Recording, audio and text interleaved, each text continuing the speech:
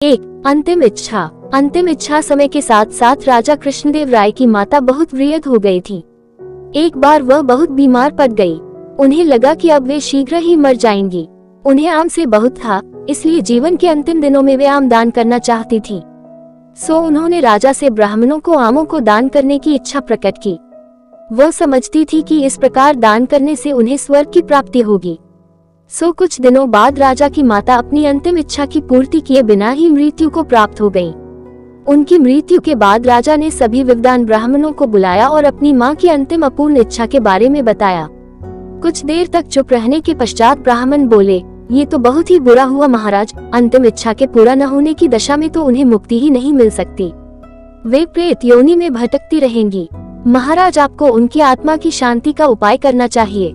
तब महाराज ने उनसे अपनी माता की अंतिम इच्छा की पूर्ति का उपाय पूछा। ब्राह्मण बोले, उनकी आत्मा की शांति के लिए आपको उनकी पुण्यतिथि पर सोने के आमों का दान करना पड़ेगा। अतः राजा ने मौ की पुण्यतिथि पर कुछ ब्राह्मणों को भोजन के लिए बुलाया और प्रत्येक को सोने से बने आम दान में दिए। जब तेनालीराम को ये पता चला तो वह तुरंत समझ गया कि ब्राह्मण लोग राजा की सरलता तथा भोलेपन का उठा रहे हैं। सो उसने उन ब्राह्मणों को पाठ पाने की एक योजना बनाई। अगले दिन तेनालीराम ने ब्राह्मणों को निमंत्रण पत्र भेजा। उसमें लिखा था कि तेनालीराम भी अपनी माता की पुण्यतिथि पर दान करना चाहता है, क्योंकि वह भी अपनी एक अधूरी इच्छा लेकर मरी थी।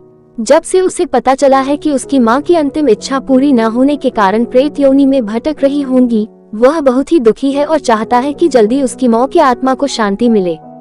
ब्राह्मणों ने सोचा कि तेनालीराम के घर से भी बहुत अधिक दान मिलेगा, क्योंकि वह शाही विदूषक है।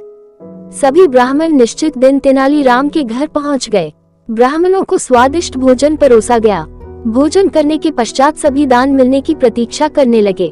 तभी उन्होंने देखा कि तेनालीराम लोहे के सलाखों को आग में गर्म कर रहा है। पूछने पर तेनालीराम बोला, मेरी माँ फोड़ों के दर्द से परेशान थी। मृत्यु के समय उन्हें बहुत तेज दर्द हो रहा था। इससे पहले कि मैं गर्म सलाखों से उनकी सिकाई करता, वह मर चुकी थी। अब उनकी आत्मा की शांति के लिए मुझे आपके साथ वैसा ही करना पड़ेगा जैसी कि उनकी अंतिम इच्छा थी।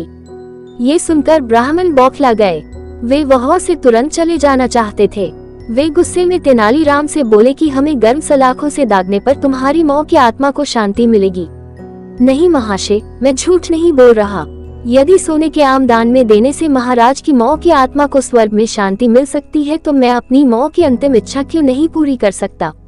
ये सुनते ही सभी ब्राह्मण समझ गए कि तेनालीराम क्या कहना चाहता है। वह बोले, तेनालीराम, हमें क्षमा करो, हम वे सोने के आम तुम्हें दे देते हैं, बस तुम हमें जाने दो।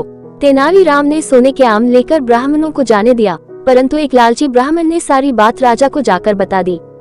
ये सुनकर राजा क्रोधित हो गए और उन्होंने तेनालीराम को बुलाया। वे बोले, तेनालीराम, यदि तुम्हें सोने के आम चाहिए थे तो मुझसे मांग लेते। तुम इतने लालची कैसे हो गए कि तुमने ब्राह्मणों से सोने के आम ले लिए।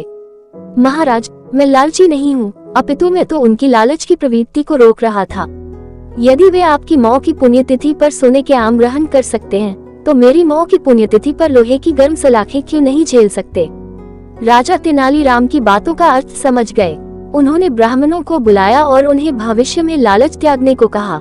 प्लीज चैनल सब्सक्राइब करें।